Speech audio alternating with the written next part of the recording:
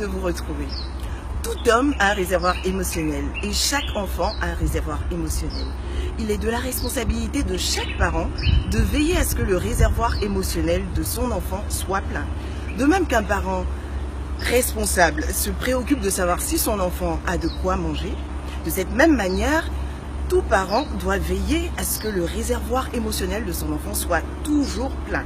Un enfant qui se sent aimé de ses parents, qui a une bonne estime de lui-même et qui évolue dans un cadre propice, paisible, est prédisposé à réussir.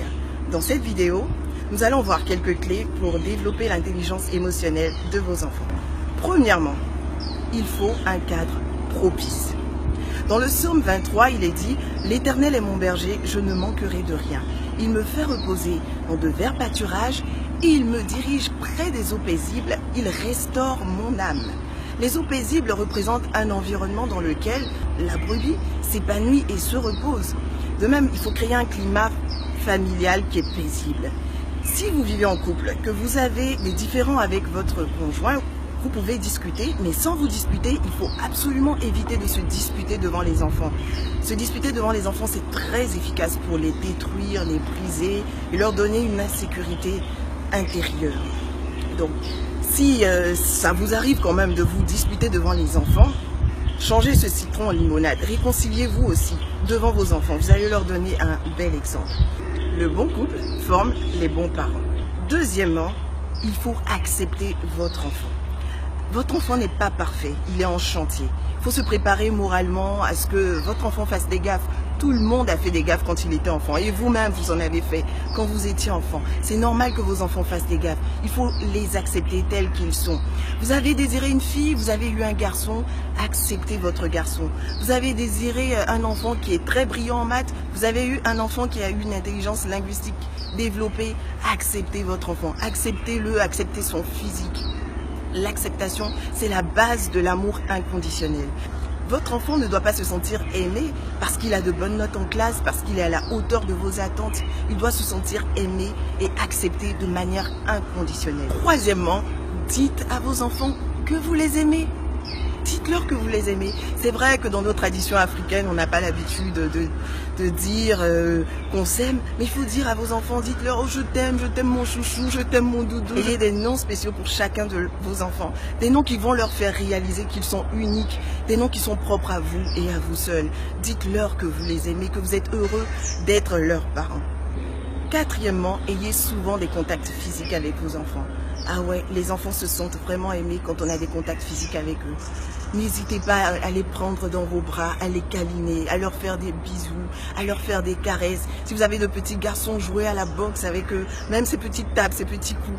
Tout cela, ça résonne dans l'esprit de vos enfants. C'est comme un écho qui dit « Je t'aime mon enfant ». On ne peut donner dans la vie que ce qu'on a reçu. Donc quand on n'a pas reçu suffisamment d'amour, après c'est difficile d'interagir avec les autres. Si vous donnez beaucoup d'amour à vos enfants, ils sauront interagir avec les autres. Et cela favorisera le développement de leur intelligence émotionnelle. Cinquièmement, il faut donner de l'attention à vos enfants. C'est vrai, dans la vie adulte, il y a des factures à payer, il y a des loyers, il y a plein de stress. Mais quand vos enfants vous parlent, qu'ils vous racontent leurs petites bagarres d'école, ce qui les stresse, ce qui les trouble, qui pour vous est insignifiant et dérisoire, il faut prendre la peine de les écouter. Parce que c'est important pour eux. Il y a quelqu'un qui disait, si vous n'accordez pas de l'importance aux petites histoires sans queue ni tête que vous racontent vos enfants, ils ne reviendront pas vers vous demain pour vous expliquer leurs problèmes importants. Et quand vous avez plusieurs enfants, il faut que chaque enfant ait droit à une attention particulière. Attention au piège du dernier. Vous avez 3 enfants, vous rentrez du travail, les 3 viennent, le bébé aussi vient, à 4 pattes ou un apprenti marcheur.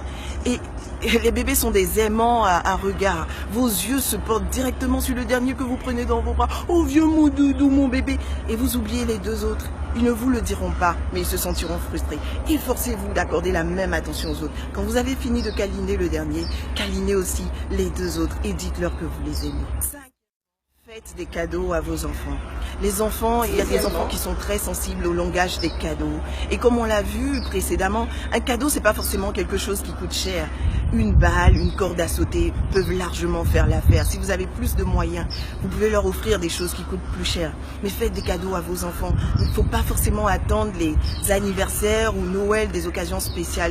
Il faut les surprendre de temps en temps avec des cadeaux qui leur disent combien vous les aimez et combien ils sont uniques à vos yeux. On va s'arrêter là dans cette vidéo. Dans la prochaine vidéo, nous allons continuer avec 5 autres clés. C'est vrai que ce sont des conseils très simples, très pratiques. En les appliquant régulièrement, vous allez tout simplement programmer vos enfants à réussir demain dans la vie. Si vous avez aimé cette vidéo, n'hésitez pas à la liker, à la partager. J'aimerais bien que vous me laissiez en commentaire ce que vous allez commencer à faire, ce sur quoi vous allez commencer à insister parmi ces points qu'on a vus aujourd'hui. Je suis Eunice Tellereau, mariée et maman de 3 enfants, de éduquer son enfant.